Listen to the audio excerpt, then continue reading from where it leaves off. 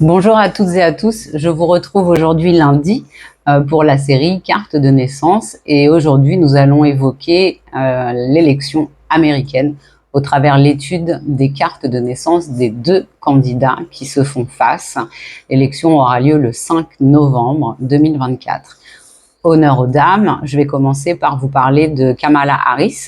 Alors, elle est née le 20 octobre 1964 et en réduction de sa date de naissance, je tombe sur le numéro 5 qui est représenté par l'arcane majeur du hiérophante ou du pape si on utilise un système tarot de Marseille. Alors, qu'est-ce que ça peut nous raconter sur sa personnalité? C'est l'archétype de la foi, de la croyance, de la religion. Je préfère dire foi parce que ça englobe aussi la spiritualité. C'est une carte qui va nous parler de tradition, de structure, de conformisme. C'est un petit peu le chef d'un clan, d'une communauté spécifique. C'est celui qui a les tenants et les aboutissants des règles de la communauté. Donc c'est partager aussi et enseigner ou enseigner ses connaissances. On parle d'études, on parle d'obéissance, on parle de suivre les règles de la communauté, de la société, d'un groupe. On est garant aussi de ces règles-là. Et quand on connaît un petit peu l'histoire de Madame Harris, elle a fait des études d'avocat, mais elle s'est dirigée vers le métier de procureur. Parce qu'avocat, on va défendre, je dirais, le client. Procureur, on va défendre justement l'État. C'est l'État contre la personne accusée. Donc on voit bien finalement cette corrélation avec cette carte du pape, je trouve, dans son métier et dans la façon d'avoir choisi d'organiser justement son métier au travers de ses études de droit. Alors c'est un spécialiste, ce pape, dans son domaine. Ça peut être un professeur, ça peut être aussi un mentor. En tout cas, on va parler d'officialité, de cérémonie, mais aussi d'expérience. Il représente donc un gouverneur des capacités d'expression verbale, parce que on peut voir sur la carte qu'il enseigne en fait à ses disciples. Et ces clés ici représentent le savoir, les clés de la connaissance.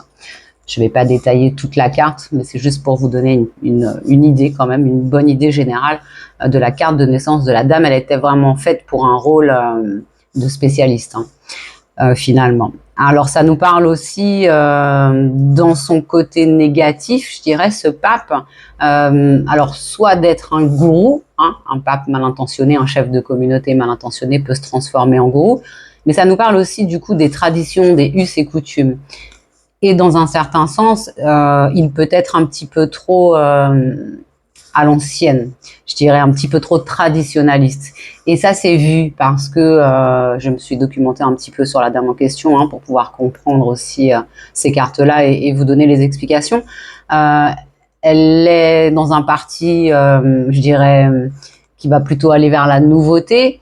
Et finalement, parfois, au travers de paroles, de discours ou d'idées qu'elle a pu émettre, elle a un petit peu tendu le bâton pour se faire battre parce que justement, c'était un petit peu trop traditionnaliste pour son clan et pour les gens de son clan.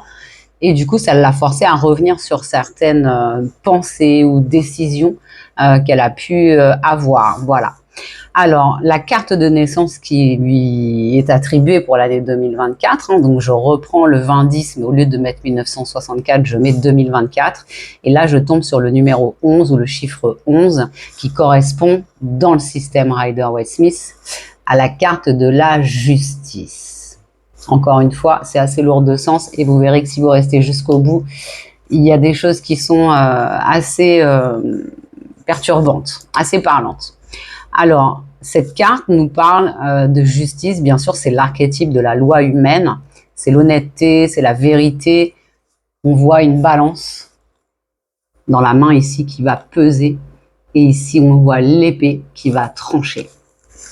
Donc, c'est tout à fait le rôle de la justice. D'ailleurs, la carte de la justice dans le tarot de Marseille, c'est la seule carte qui vous regarde dans les yeux. La deuxième carte qui vous regarde dans les yeux, c'est celle du pape, du diable, mais elle louche. Bref. Donc, cette carte de la balance nous parle de la balance de la justice, lapsus révélateur, nous parle d'honnêteté, de vérité, de balance, d'épée, pour trancher une fois les plateaux étudiés, je dirais. Ça nous parle d'équité, ça nous parle de loi, ça nous parle d'ordre, de questions juridiques. On pourrait lui attribuer les métiers de juge, d'avocat. Et puis aussi, on va parler de responsabilité et d'équilibre, ainsi que de valeur. En ce qui concerne le candidat qui lui fait face, Monsieur Trump, il est né le 14 juin 1946. Et quand je réduis sa date de naissance, je tombe sur le numéro 22 qui correspond à cette carte du fou. On a eu cette carte du fou pour P. Diddy. Je vous invite à regarder la vidéo. Elle date de la semaine dernière, lundi dernier. Alors cette carte du fou, c'est l'archétype du nouveau-né finalement. Elle nous parle de se jeter à l'eau, de ne pas voir le danger ou de ne pas en avoir conscience parfois. Et c'est surtout une carte qui vise la dernière arcane majeure du tarot, le 21, le monde.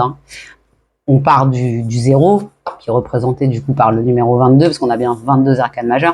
Mais ce qu'on vise, c'est le monde, c'est nos rêves en fait, finalement. Alors, cette carte nous donne une capacité à tout plaquer, à recommencer. C'est le début d'une grande aventure. Ça peut nous parler parfois un peu d'innocence ou de naïveté. En tout cas, ça nous parle de voyage, d'aventure, de potentiel, de prise d'indépendance. C'est un peu en mode bélier, celui qui veut aller devant.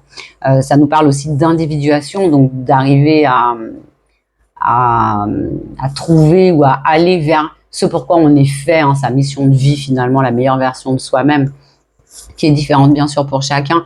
Ça nous parle d'exploration et de poursuivre ses rêves. Dans son côté un petit peu plus négatif, ça va nous montrer quelqu'un qui va être casse-cou, risque tout. C'est écrit dessus, le fou, donc un petit grain de folie aussi certainement, comme chez le monsieur de la semaine dernière. Ça nous parle de parfois ne pas réfléchir aux conséquences. Quand on démarre quelque chose, il y a une sorte d'impulsivité. Ça peut être un délinquant, un prétentieux, et c'est quelqu'un qui peut aussi parfois faire des choix irréfléchis. Je trouve qu'on reconnaît un petit peu, et je pense que vous n'allez pas me contredire, le caractère du monsieur en question. Alors, sa carte de l'année 2024 à Monsieur Trump, donc je reprends 14-6 et j'ajoute 2024, en réduction, j'arrive à 10. La carte de la roue de fortune. Ce n'est pas la roue de la fortune, c'est pas le moment d'aller jouer au loto, quoique. C'est une chance sur deux. Cette carte, elle nous parle de changement, ça c'est certain, de roue qui tourne, de karma. Alors le karma c'est quoi? Justement c'est quelles actions vont égaler quelles conséquences, et ça nous parle surtout du destin et du destin incontrôlable. Effectivement, ce n'est pas lui qui décide de s'auto-élire, il sera soumis, je dirais, à sa destinée finalement. Alors ça nous parle d'une fin de cycle et d'un début de cycle, on est sur un numéro 10. Alors c'est parfois tout bon, c'est parfois tout mauvais. On comprend bien, c'est pour ça que j'ai pris la carte du tarot de Marseille dans cette carte, que voilà, ici on a un chien qui monte vers le sphinx représentant le divin, donc un chien loyal, fidèle, voilà, il s'en va vers le divin. Et ici on a plutôt un petit singe, alors un singe qui fait des bêtises, qui fait des singeries et qui s'en va plutôt, je dirais, vers le bas, vers le côté down finalement de cette roue. Donc on comprend que c'est pas entre ses mains, cette fois-ci, en tout cas c'est certain. Ça nous parle aussi d'une force extérieure, cette roue, ça reste un engrenage avec une force, c'est un système finalement qui fait partie d'un engrenage pour faire tourner les choses, et donc il y a besoin d'une force extérieure pour pouvoir la faire tourner. C'est aussi peu de prise sur les situations, et il y a une grande part aussi de hasard dans cette carte de la roue de fortune. Alors, j'ai refait un petit focus en arrière. La date de la première fois où il a été élu président des États-Unis, c'était le 8 novembre 2016. Et donc, j'ai recalculé sa date de naissance avec l'année 2016. Et ce qui est très troublant, c'est que cette année 2016, eh bien, Monsieur Trump était en année 11, donc en année justice. Je vous remontre la carte. Alors, qu'est-ce qu'on peut y voir? Qu'est-ce qu'on peut y comprendre? Que c'était certainement sa destinée pour cette fois-ci. Par contre, la prochaine élection, donc le 5 novembre 2024, et là, étant donné que j'ai déjà calculé l'année 2024 pour Madame Harris, qui sera donc, comme on l'a vu, la justice, et l'année 2024 pour Monsieur Trump qui sera la roue de fortune, j'ai calculé le chiffre de cette journée du 5 novembre 2016. Eh bien, quand je du 5 novembre 2016. Le 8, c'était sa dernière élection où il était en justice. Je me mélange un petit peu dans mes notes, il y a beaucoup de chiffres. Donc, on en revient à cette journée d'élection du 5 novembre 2024. En réduction, ça me donne le numéro 6, les amoureux ou l'amoureux chez Marseille. Alors pourquoi j'ai pris cette illustration du tarot de Marseille? Parce qu'on comprend vraiment la signification de cette carte. On a au milieu notre fou, notre consultant, hein, donc l'un ou l'autre, je dirais, des candidats. On a ici Cupidon hein, qui veut jeter sa flèche sur l'une ou l'autre des deux dames. On voit ici une femme qui paraît plus âgée, peut-être moins jolie, qui lui dit mais choisis-moi, moi je pourrais t'apporter des connaissances, de la maturité, du savoir-faire, etc. Puis on a ici, c'est Brigitte.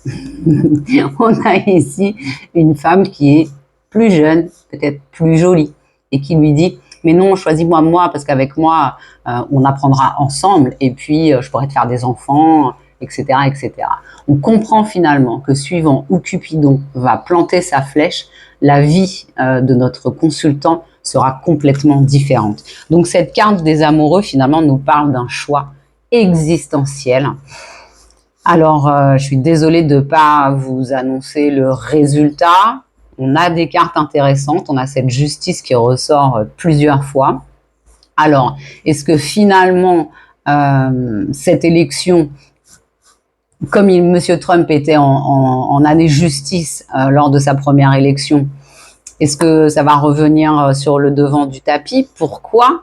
Parce qu'on va élire le 47e ou la 47e président des États-Unis, et 4 plus 7, ça nous donne 11, qui nous donne à nouveau la carte de la justice. Quoi qu'il en soit, si M. Trump est élu, eh bien on pourra y voir une redondance au travers de ces cartes et voir que finalement c'était écrit hein, avec le tarot. Et si Madame Harris est élue, eh bien elle pratique hein, déjà un métier de la justice. D'ailleurs, le président des États-Unis a fonction, hein, bien sûr, sur la justice aussi. Voilà, alors qu'est-ce qu'on doit y voir, pas y voir? Je suis désolée pour ceux qui pensaient que j'allais annoncer le ou la gagnante. Pas du tout. En tout cas, je pense que le résultat, puisqu'il est très quand même concerné par cette carte de la justice, hein, ce 47e président, sera juste pour le peuple américain. Voilà, et bien j'espère que cette vidéo vous a plu. Abonnez-vous, likez, partagez, mettez un petit commentaire, hein. Bien sûr ça me fera plaisir de vous lire, et puis rendez-vous très bientôt pour avoir la réponse quoi qu'il en soit. Et je vous dis à lundi prochain pour une autre vidéo.